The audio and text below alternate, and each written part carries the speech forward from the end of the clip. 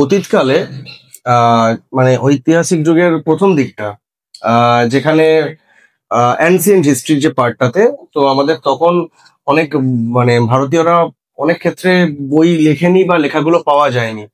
তো তখনকার ইতিহাসটা আমরা মূলত শিলা, লিপি, মুদ্রা ইত্যাদি থেকে জানতে পেরেছি।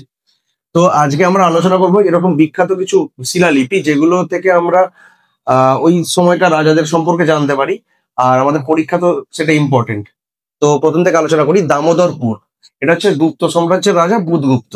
তারপর ধানিয়া দাহা প্রথম কুমারগুপ্ত, যিনি নালন্দা ইউনিভার্সিটি স্থাপন করেছিলেন। তারপর লুম্বিনী স্তম্ভলিপি, অশোক স্থাপন করেছিলেন, গৌতম বুদ্ধ সম্পর্কেও জানা যায়। এরপর দেখবো উত্তর মেরু। উত্তর মেরু হচ্ছে চোল রাজা প্রথম পরান্তক। এরপর তাঞ্জোর, প্রথম রাজরাজ, চোল সাম্রাজ্য এটা। তিরুমালাই, প্রথম রাজেন্দ্র চোল।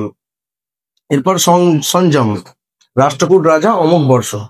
এরপর মেহেরৌলি, উদয়গিরি, এটা হচ্ছে গুপ্ত বংশের রাজা, দ্বিতীয় চন্দ্রগুপ্ত সম্পর্কে জানতে পারি। এরপর আসবো মান্দাসোর। মান্দাসোর শিলালিপি থেকে আমরা জানতে পারি যশবর্মন সম্পর্কে। এরপর চলে যাই গরুধ্বজ আর বেশনগর। এটা হচ্ছে ব্যাকট্রিয় গ্রিক শাসক, গ্রিক শাসক হচ্ছে হেলিওডোরাস। তো এটাও ইম্পর্টেন্ট। এরপর যাবো গঞ্জাম। গঞ্জাম থেকে জানতে পারি শশাঙ্ক। এরপর হরগৌরী, বাদল, মুঙ্গের, এই তিনটে শিলালিপি থেকে আমরা জানতে পারি হরগৌরী, বাদল, মুঙ্গের থেকে জানতে পারি দেবপাল, পাল বংশের রাজা দেবপাল। এরপরে চলে যাব মধুবনী, বাঁশখেড়া, সোনপথ, এই তিনটে শিলালিপি থেকে জানতে পারি হর্ষবর্ধন, পুষ্যভূতি বংশের রাজা হর্ষবর্ধন। তারপরে সম্পদ শিলালিপি থেকে আমরা জানতে পারি কনিষ্ক, কনিষ্ক সম্পর্কে জানতে পারি। এরপর আমরা কনিষ্ক হচ্ছে কুষাণ বংশের রাজা। তারপরে বোঘোজকই, বোঘোজকই থেকে আমরা আর্যদের সম্পর্কে, মূলত আর্য দেব দেবী তাদের সম্পর্কে আমরা জানতে পেরেছিলাম এই বোঘোজকই শিলালিপি থেকে।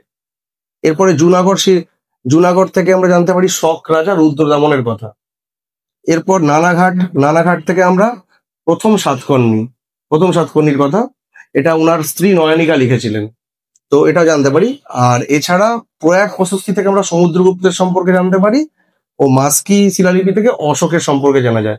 তো পরীক্ষার জন্য আপাতত এগুলোই খুব ইম্পর্টেন্ট আছে, এগুলো দেখলেই আশা করি একটা কোশ্চেন পাওয়া যাবে।